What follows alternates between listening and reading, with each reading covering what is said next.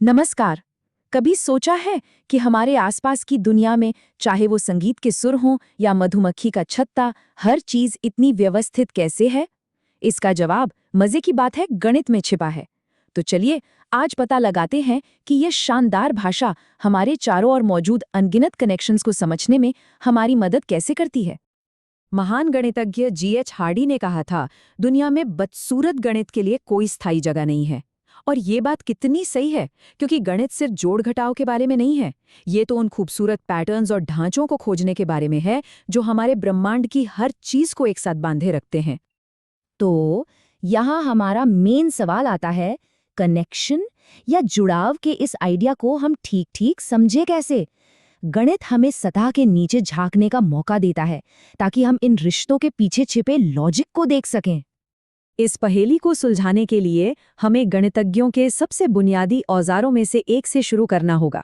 चलिए देखते हैं कि मैथ्स की दुनिया में संबंध या रिलेशन का असली मतलब क्या होता है। हम हर वक्त रिलेशंस की बात करते हैं, है ना? जैसे कोई किसी का भाई है, एक ट्रायंगल दूसरे के जैसा है, एक लाइन दूसरी पर परपेंडिकुलर है। ये सब क्या है? ये सब कनेक्शंस ही तो है। और गणित बस हमारे इन रोजमर्रा के आइडियाज को लेता है और उन्हें एकदम सटीक और पावरफुल बना देता है।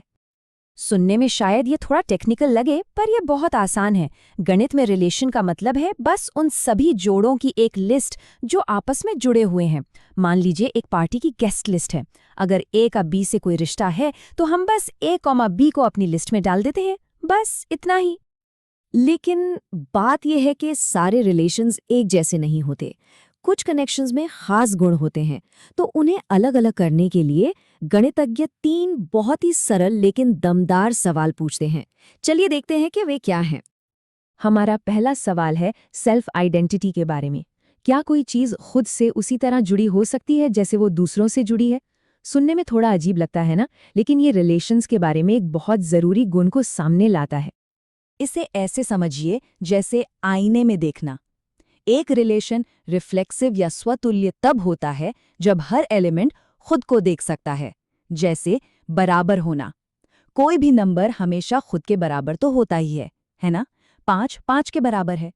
लेकिन से लंबा होना रिफ्लेक्सिव नहीं है, क्योंकि कोई खुद से लंबा नहीं हो सकता। अगला सवाल, हम डायरेक्शन के बारे में सोचते हैं।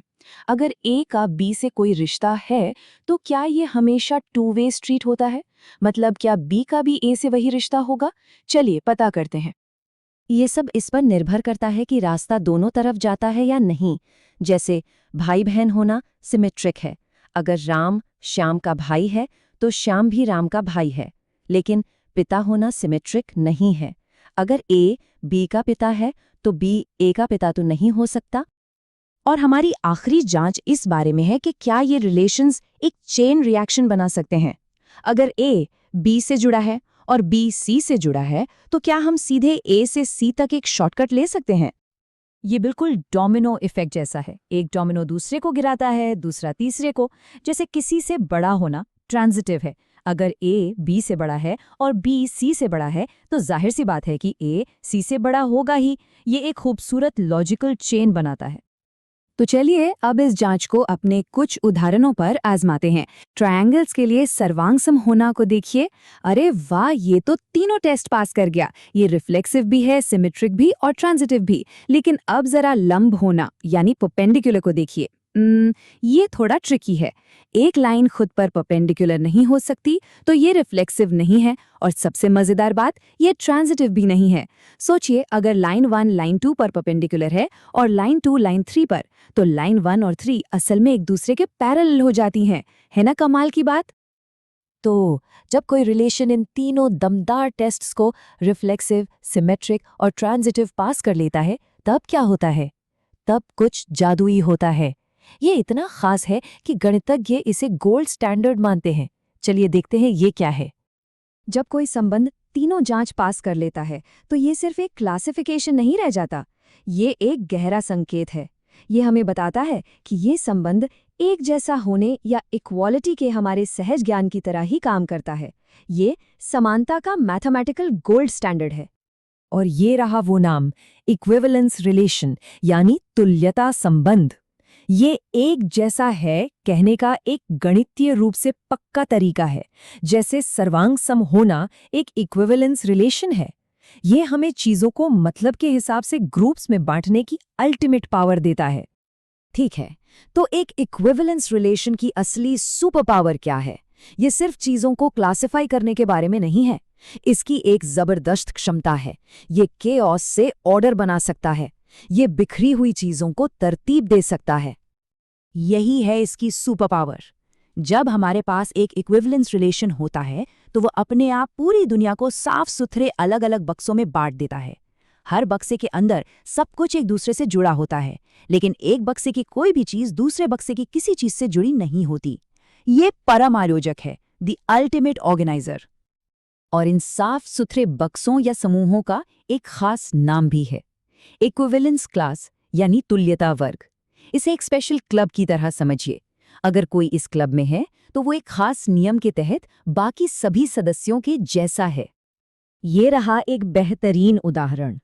सभी इंटीजर्स यानी पूर्णांकों का एक बड़ा बिखरा हुआ ढेर लीजिए।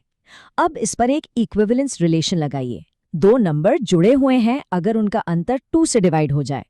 और जादू देखिए, ये एक सरल सा नियम अपने आप उन सभी नंबरों को 2 बिल्कुल अलग बक्सों में बांट देता है, सम संख्याएं और विषम संख्याएं। केओस से हमें मिला प्योर ऑर्डर।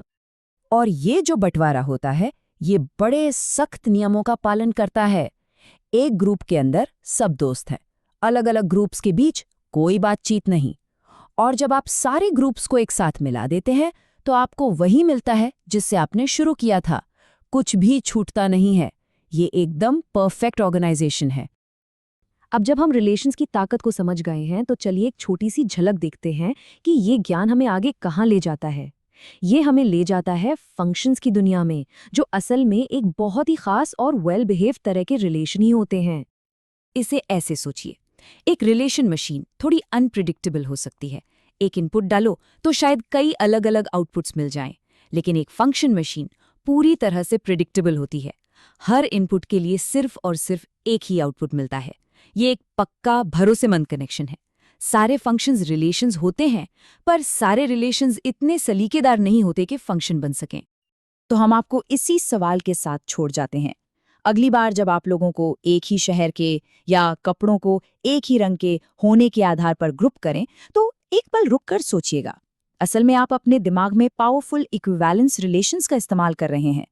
गणित हमें दिखाता है कि केओस से ऑर्डर बनाने का ये तरीका हमारे सोचने के तरीके में कितनी गहराई से बसा हुआ है।